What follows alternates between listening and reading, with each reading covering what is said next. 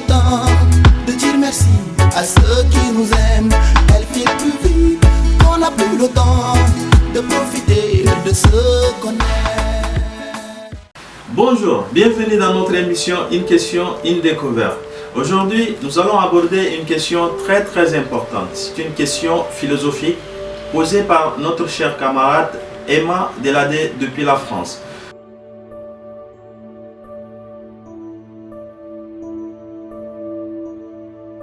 La question de la semaine est la suivante. L'homme est-il bon de nature? Pour répondre à cette question, je vais vous parler de deux théories qui s'opposent. Celle de Thomas Hobbes dans Léviathan et de J.J. Rousseau dans Les contrats sociaux. Donc, avant de commencer, je vais vous parler de la théorie de Thomas Hobbes. Qu'est-ce que disait Thomas Hobbes? Thomas Hobbes disait dans Léviathan, l'homme est un loup pour l'homme. Ça veut dire que l'homme, il est l'ennemi de l'homme. L'homme est par nature est méchant. C'est un être égoïste, c'est un être sauvage, c'est un être sans culture. Donc, il tente un peu d'expliquer ce qu'on appelle l'état de la nature. Dans l'état de la nature, qu'est-ce qu'on voit? On remarque que l'homme vit grâce à ses forces. Donc, c'est un état de jungle. Les plus forts dominent les plus faibles. Donc, c'est un état qui est basé sur la force et non la culture. L'homme n'a ni raison, ni la culture. Donc, il vit dans une ignorance totale. C'est un état de guerre, c'est-à-dire la guerre de chacun contre tous. Donc, dans cet état, Thomas Hobbes assimile l'homme à un animal, c'est-à-dire il vit de ses instincts. Donc, il ne peut pas être bon. Donc, il essaye d'éliminer l'autre pour survivre. Donc, voilà en quelque sorte. Et la deuxième théorie de Jean-Jacques Rousseau dans les contrats sociaux, qu'est-ce que dit Jean-Jacques Rousseau? Il dit l'homme est naturellement bon, mais c'est la société qui l'a transformé.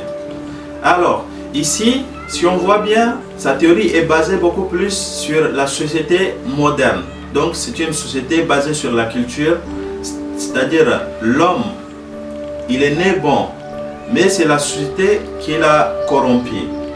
Ça veut dire, l'homme, il n'est ni méchant, mais il est bon par rapport à certaines conditions. Donc, il a l'éducation, il a la culture, donc cela lui permet de poser des actes de bien. Donc voilà en quelque sorte.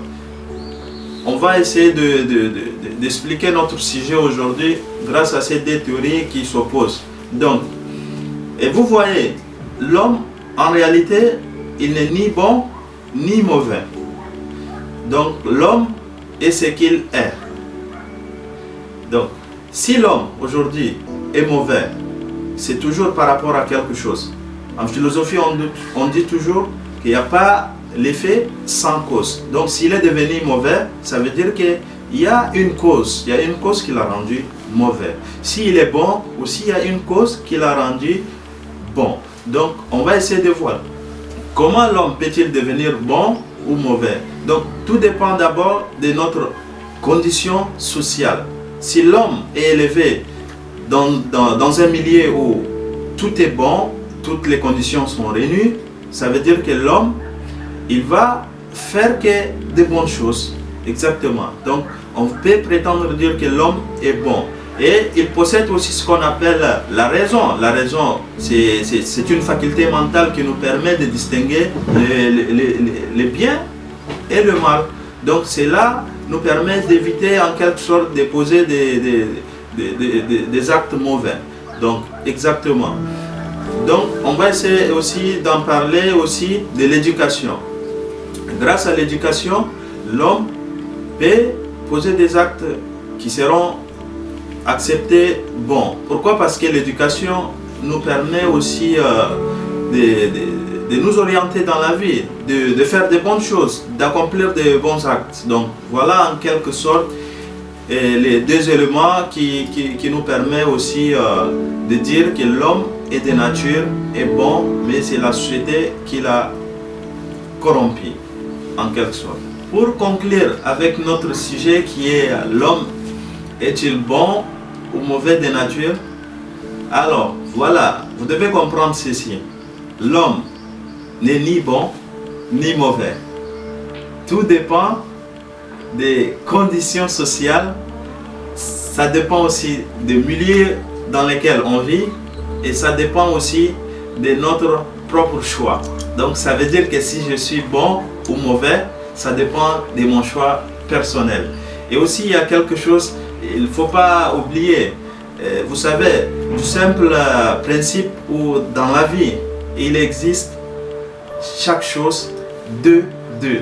Là, n'oubliez pas. Donc, vous voyez, il existe la terre et le ciel, le feu et l'eau, le vent, ainsi de suite. Vous voyez, donc tout existe de deux. Il y a l'homme et la femme, il y a la terre et le ciel.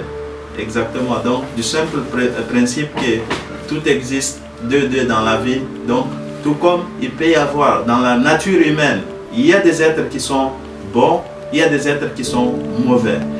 Merci d'avoir visualisé cette vidéo. Si c'est votre première fois de tomber sur cette vidéo, n'hésitez pas de liker et surtout de partager pour que les autres aussi en bénéficient. Je crois que cette question peut aussi aider nos frères qui sont en train de préparer aussi leur examen du bac, puisque cette question a été posée, mais ça m'a beaucoup rappelé mes cours de terminale en philosophie. Donc ça pourrait vous aider si vous êtes en train de préparer en ce moment votre bac, et je vous souhaite bonne chance aussi.